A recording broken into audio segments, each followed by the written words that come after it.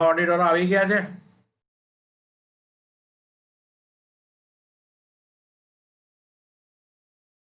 Last Saturday हमारी zoom meeting नहीं हो पाई, तो इस सैटरडे 2 वीक का मीटिंग एक साथ. As usual all must start your video. अपने वीडियो स्टार्ट करो और मुझे पंखे दिखाना बंद करो.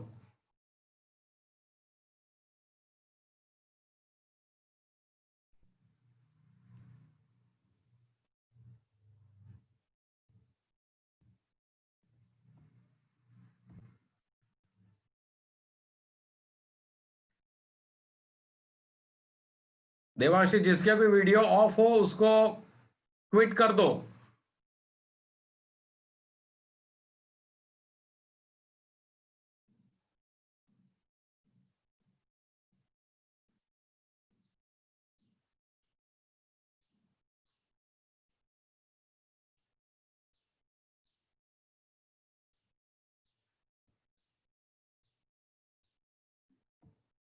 Steel OP road Bhumi, Pratapnagar Safia. Amrita from Subhanpura.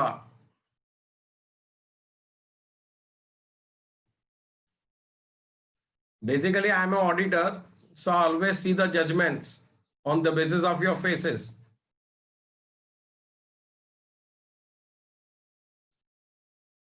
चलो स्टार्ट करते हैं. यूनिट नंबर 3 में any doubts on the basis of the videos posted? कौन कौन से वीडियो आप लोगों ने देखे? सारे वीडियो देख लिए होंगे.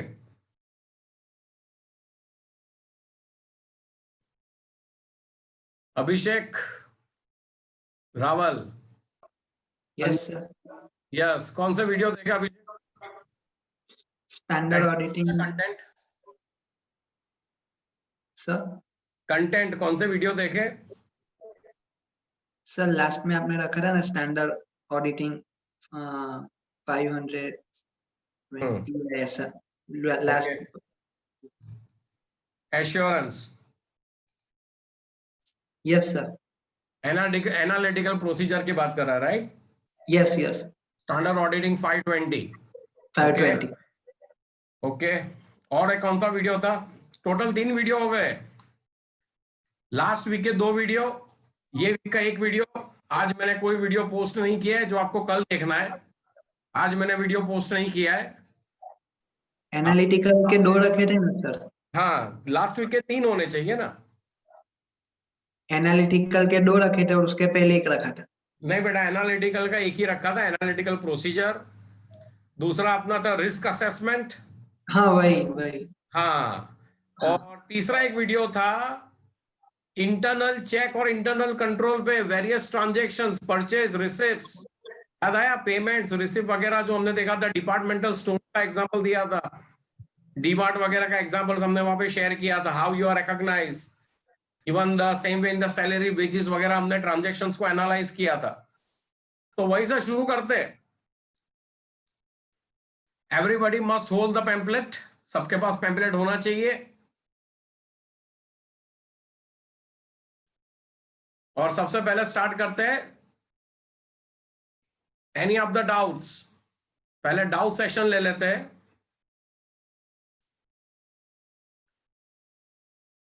स्टिल सुभानपुरा से Amrita. Start video. Bhumi Amin from OP road.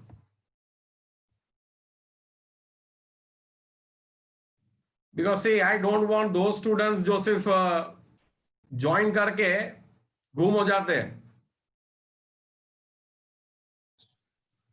Sir मेरा वीडियो ऑन ही है.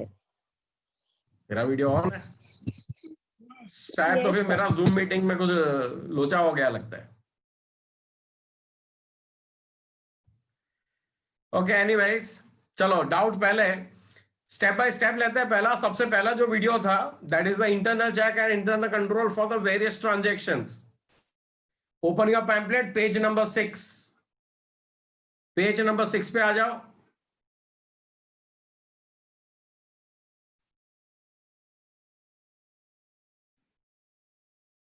नेक्स्ट वीक से आपको यूनिट नंबर 4 का पैम्पलेट भी क्लास पे अवेलेबल हो जाएगा। तो as per the message you need to go and collect your pamphlet. Okay, so everybody on the page number 6, that is internal checks or internal control for the various transactions. तो वहां पे internal check किस तरह से होगा, तो इसको हमने डिस्कस किया था relating with the cash transaction, receipt payments, cash sales, and then the whole purchase systems in the business. Store system किस तरह से काम करेगा, सैलरी, वेजेस, क्रेडिट, सेल्स। चलो यहां पे किसी को डाउट हो तो एनीवन हैव एनी क्वेश्चंस? सबसे पहले ये वीडियो के आधार पे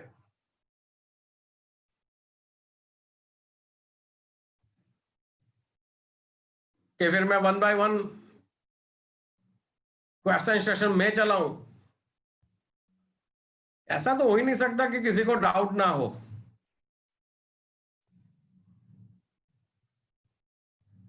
OP dot Devanshi,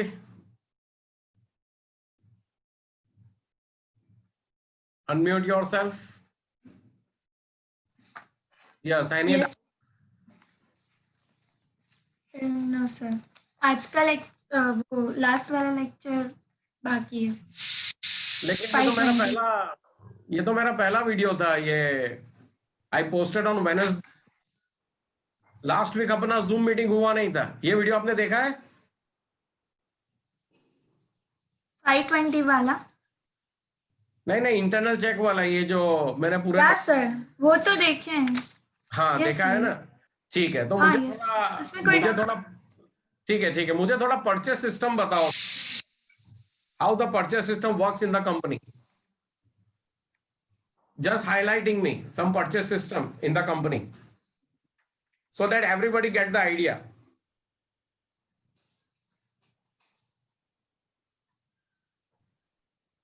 If you are the purchase manager in a company, then how it Yes.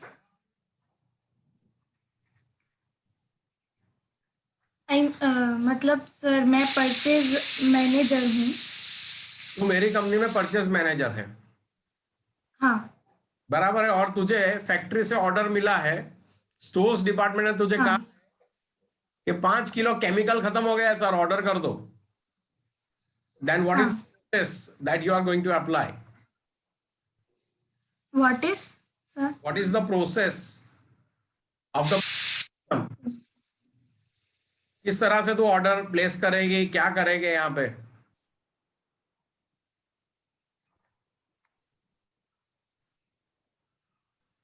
Sir, I will talk to you will talk to other account जो मेरे साथ हैं। Okay, कोई बात नहीं। प्रतापनगर से ऋतुवी, अनम्यूट। Yes sir. चलो आप बताओ इसका परचेस सिस्टम। सर, पहले रिटर्न में रिक्वेजिशन देना पड़ेगा कहाँ से? कि इतना अमाउंट चाहिए वो लोग को। कहाँ से रिटर्न में हम रिक्वेस्ट लेंगे? यू आर राइट, कहाँ से लेंगे? जो डिपार्टमेंट से बोला है कि केमिकल खत्म हो गया, वो डिपार्टमेंट से, यानी स्टोर्स से। स्टोर्स। हाँ। फिर उसके बाद परचेज ऑर्डर, जिसको हम कहते हैं पीओ, पीओ। बराबर है। लेकिन उससे उसके पहले बाद परचेज ऑफ गुड्स। नहीं, लेकिन उससे पहले जो मेरे सप्लायर्स हैं उनके साथ कांटेक्ट नहीं करूं? हाँ, वो सब वो जब रिटर्न में देंगे उसके बाद परचेज ऑर्डर के टाइम कर देंगे।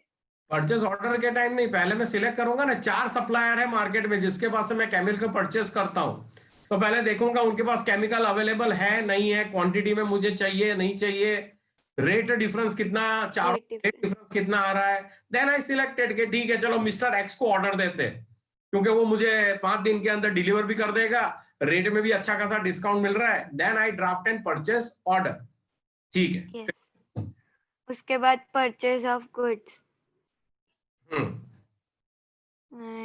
दिन के अंदर गुड्स आपके गोडाउन में आ गया, ट्रक भर के केमिकल आ गया, अब क्या करेंगे?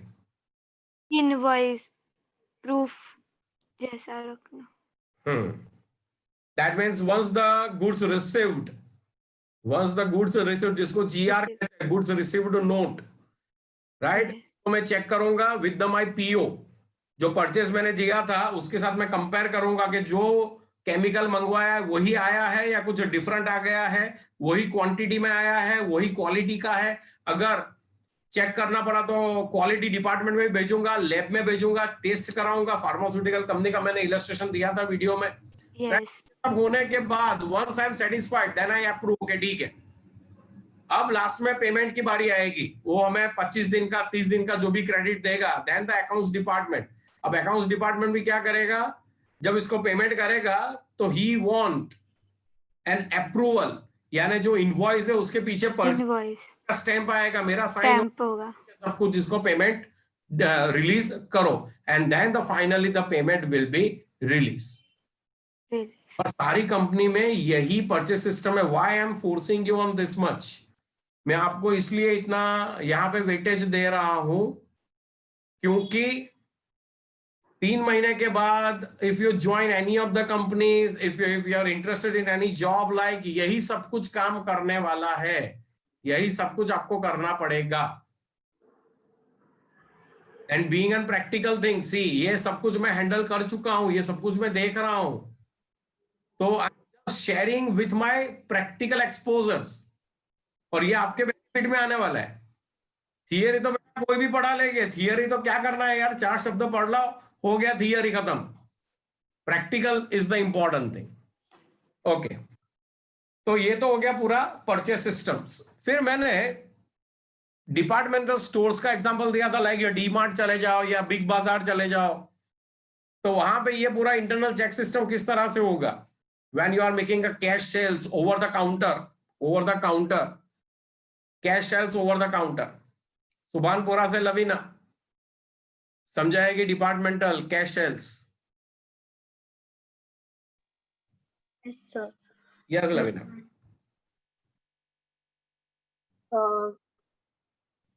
वो एंट्री करेंगे।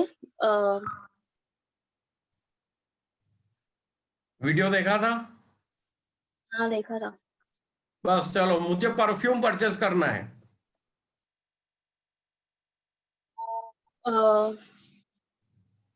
वडोदरा सेंट्रल से मुझे परफ्यूम परचेस करना है, and what is the process they should apply?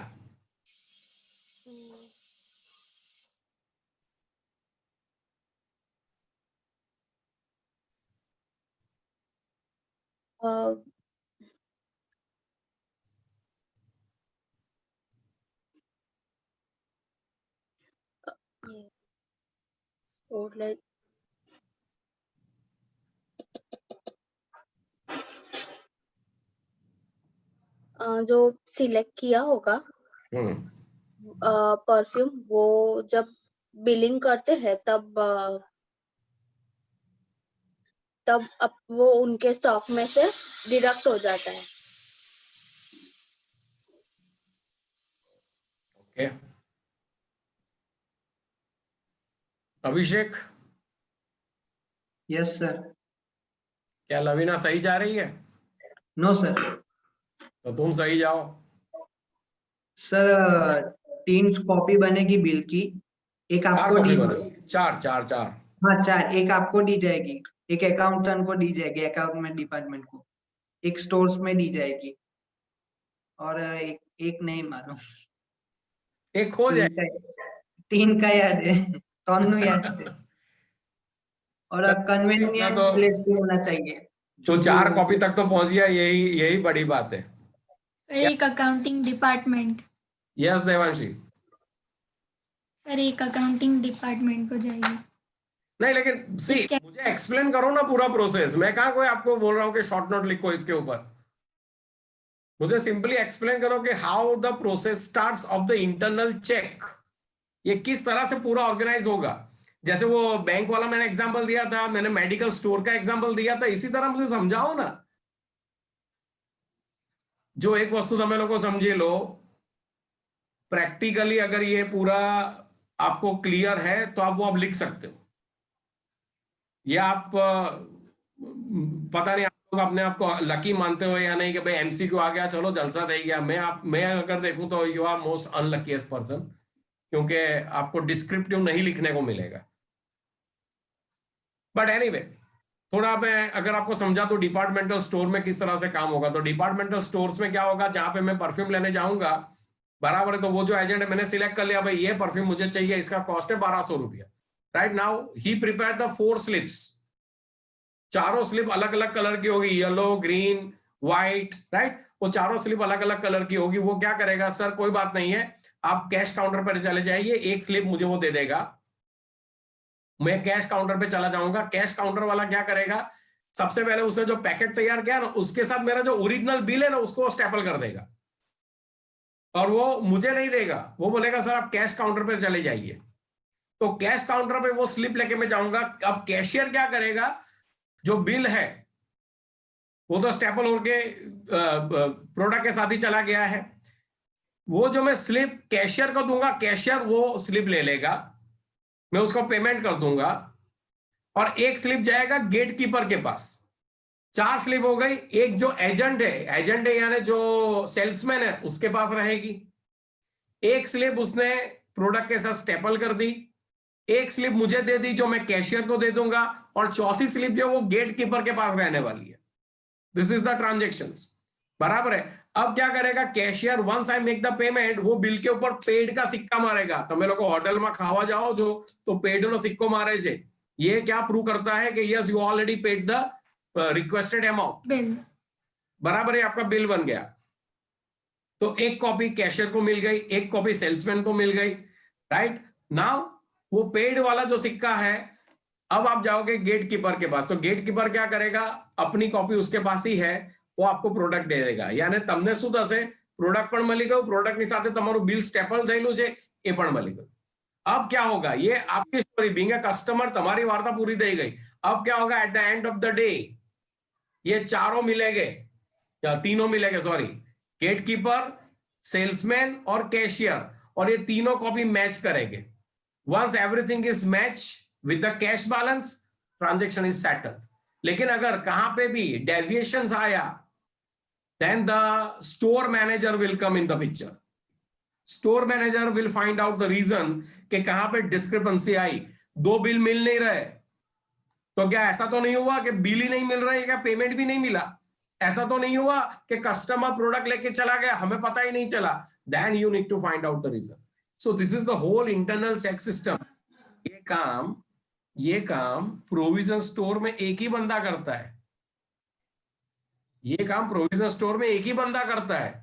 Counter पे खड़ा खड़ा તમે જાઓ, आप परफ्यूम आपको એને આપી દીધું, તમને बिल बनाઈને આપી દીધું, वार्ता पती गई। लेकिन यहाँ पे फ्रॉड होने के चांसेस मैक्सिमम है। यहाँ पे अमाउंट गलती है, वो तो कस्टमर है, कस्टमर तो चला गया, अब उसको कहाँ ढूंढोगे। लेकिन यहाँ पे 4 बंदे चेक कर रहे हैं, यानी इंटरनल चेक। इंटरनल चेक का मतलब ये हुआ the transactions automatically divided.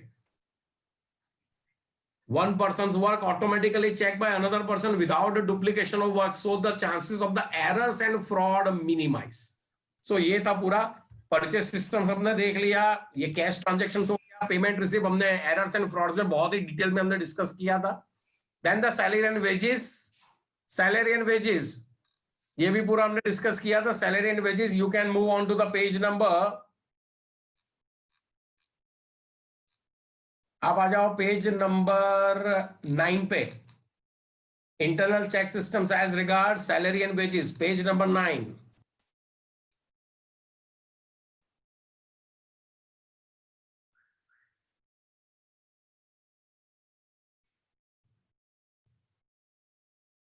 On the page number 9, point number 4, internal check systems as regards salary and wages।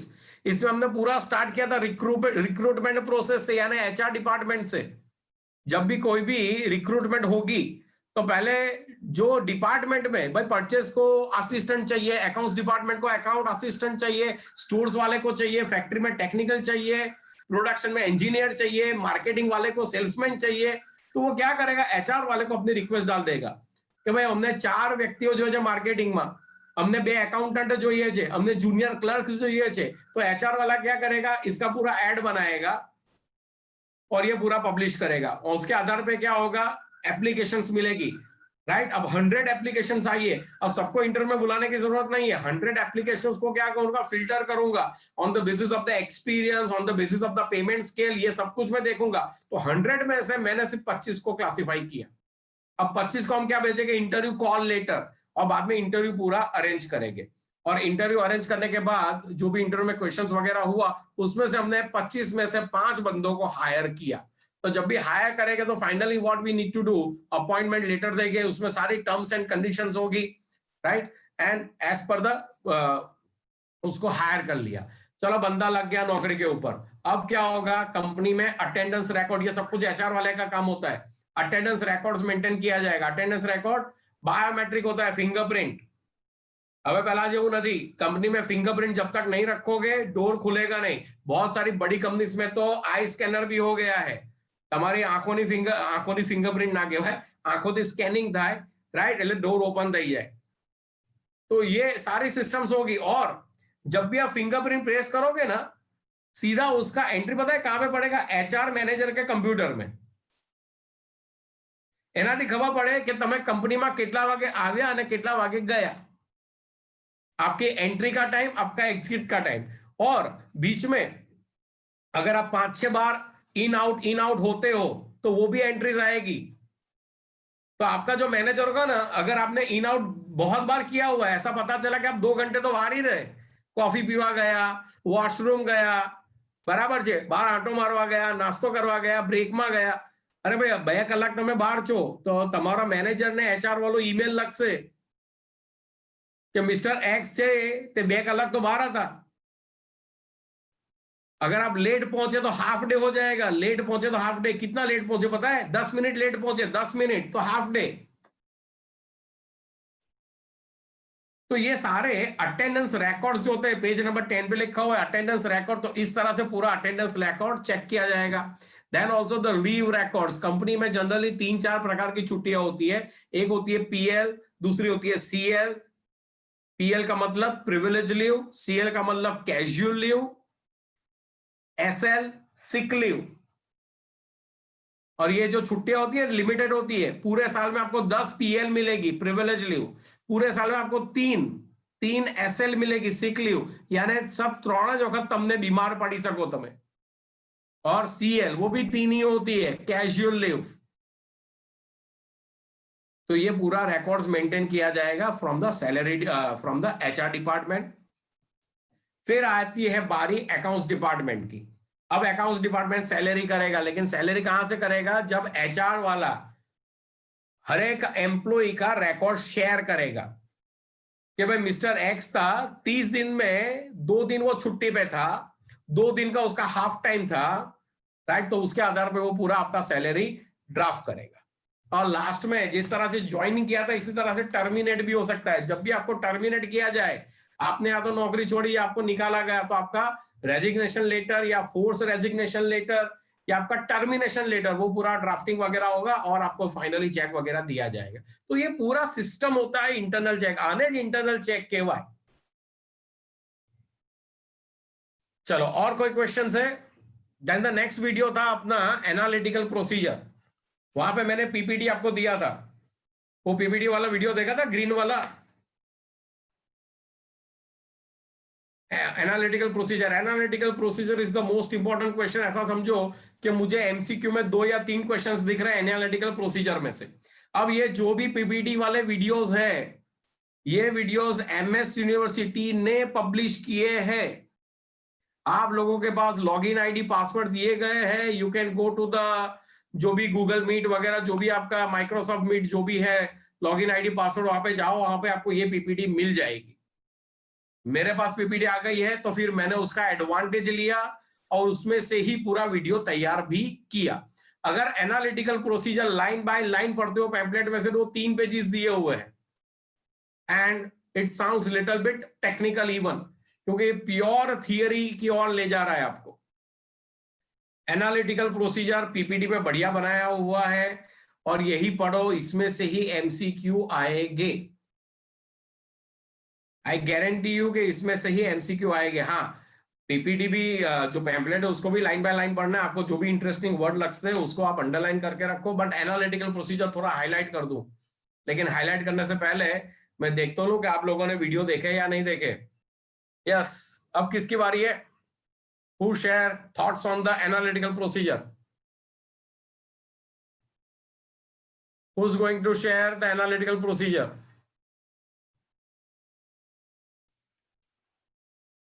Pratap Nagar से Ritvi. Yes sir. Yes, analytical procedure क्या है? वीडियो देखा है? मतलब हाँ देखा है। सी, मेरे वीडियो बड़े बड़े नहीं होते, 20-25 मिनट के वीडियो मैक्सिमम होते हैं, and I am going straight forward. ये वीडियो देखो। हाँ बोलो। लास्ट वाला वीडियो बाकी है सर, खाली रिस्क वाला वो। कोई बात नहीं, मैंने कहा रिस्क का सवाल तुझे पूछा है।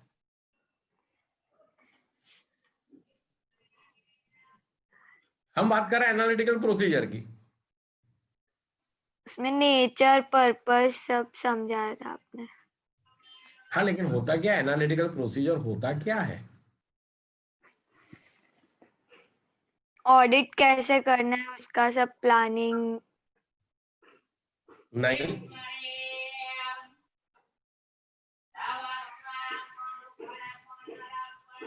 Yes, anyone else?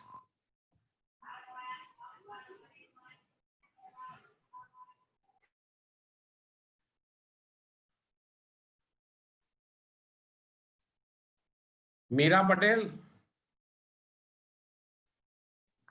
Sir video नहीं देखा।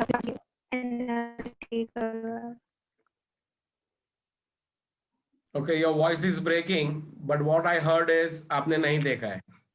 यस यस सर, नहीं देखा है वीडियो भी। क्यों? सर एक्चुअली मैं थोड़ी बीमार थी इसलिए। Okay okay. Keyur from Subhanpura. Yes sir. बोलो। अरे याद नहीं है। ओके, बाय द वे आप लोगों की एग्जाम कब से?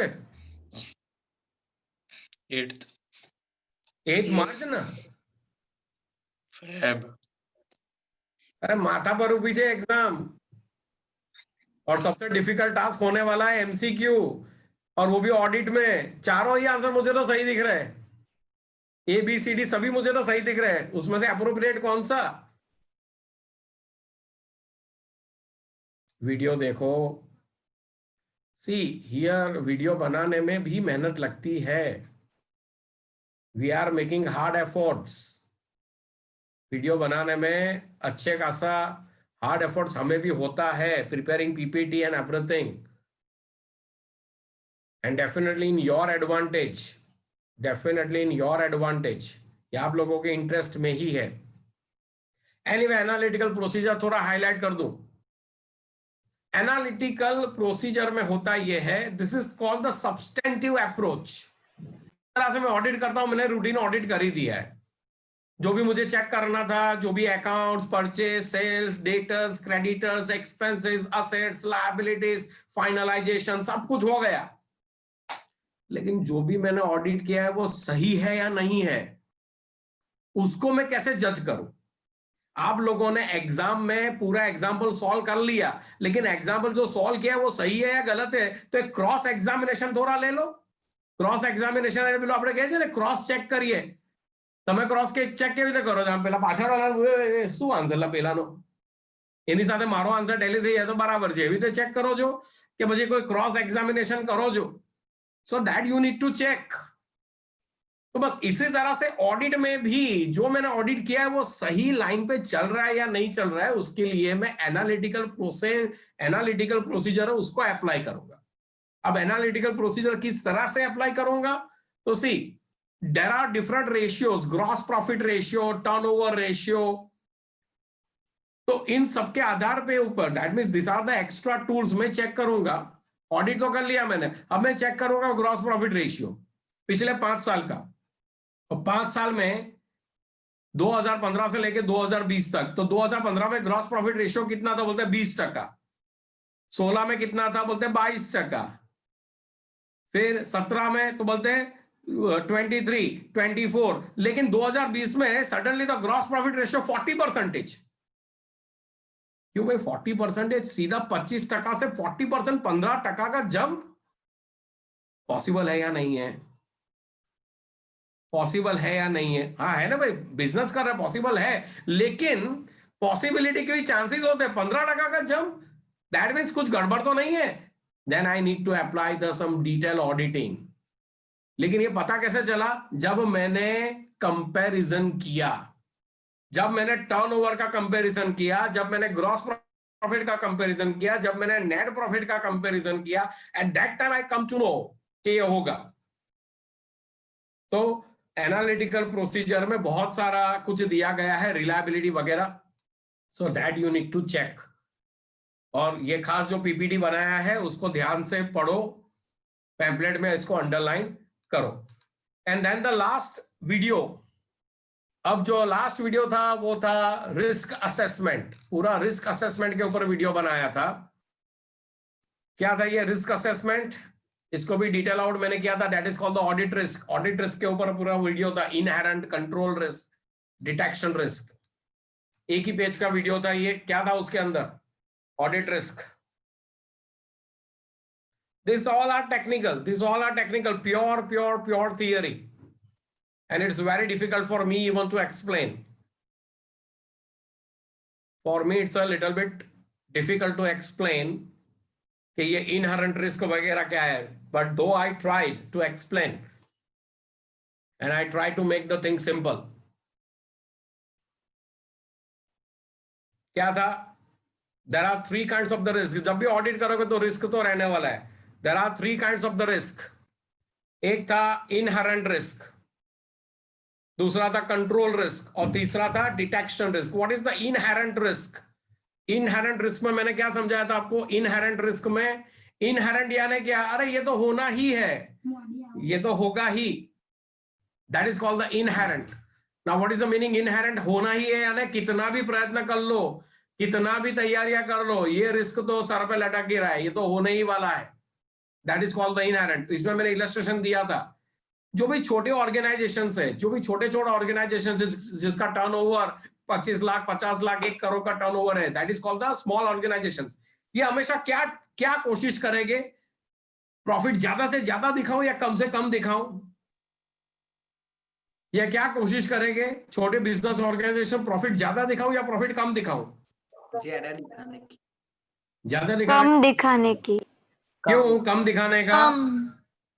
क्यों कम दिखाने का? टैक्स कम भरना पड़ेगा ना. ज्यादा दिखा के मुझे कहां कोई पब्लिक को इनवाइट करना है? टैक्स कम भरना है, प्रॉफिट कम दिखाओ. तो ये जो है ना, ये इनहेरेंट रिस्क है. एक्चुअली मेरा प्रॉफिट हो रहा है 20 लाख रुपए का, लेकिन अकाउंटेंट को मैंने बुलाया फेब्रुआरी में, मैंने अकाउंटेंट को बुलाया, भाई किलो प्रॉफिट था इसे. तो सर बोलते 20 लाख का प्रॉफिट हो रहा है. बोला ना यार 20 लाख तो बहुत વધારે છે. Our profit should not go more than 12 lakh rupees. 12 lakh के ऊपर नहीं जाना चाहिए. तो 12 लाख के ऊपर नहीं जाना चाहिए तो 8 लाख का मुझे क्या डालना पड़ेगा? खर्चे डालने पड़ेंगे. 8 लाख का मुझे एक्सपेंस बताना पड़ेगा, या तो फिर क्या करना पड़ेगा? इनकम कम बता दो 8 लाख से. तो ये सारी प्रैक्टिस होती है. और कौन करता है? Generally by the owner, generally by the director, by the top management. तो इस प्रकार की चोरी को पकड़ना मुश्किल है, and that is the inherent risk. लेकिन एडवर्सली बड़ी कंपनियां हैं जो वो क्या करेगा? अपना प्रॉफिट ज्यादा से ज्यादा दिखाना है उनको. क्यों?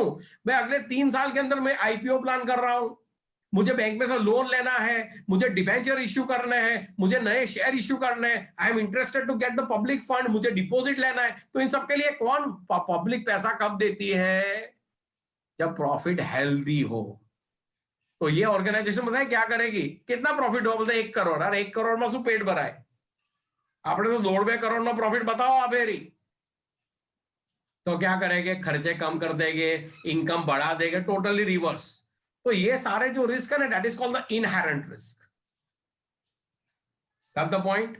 Then the another risk what we discuss is the control risk. Control risk क्या है? ऐसे रिस्क जिसको कंट्रोल करना थोड़ा मुश्किल है, लेकिन अगर इंटरनल कंट्रोल सिस्टम्स बढ़िया हो तो इसको भी आप कंट्रोल कर सकते हो. यहाँ पे मैंने चेकबुक का एग्जांपल दिया था.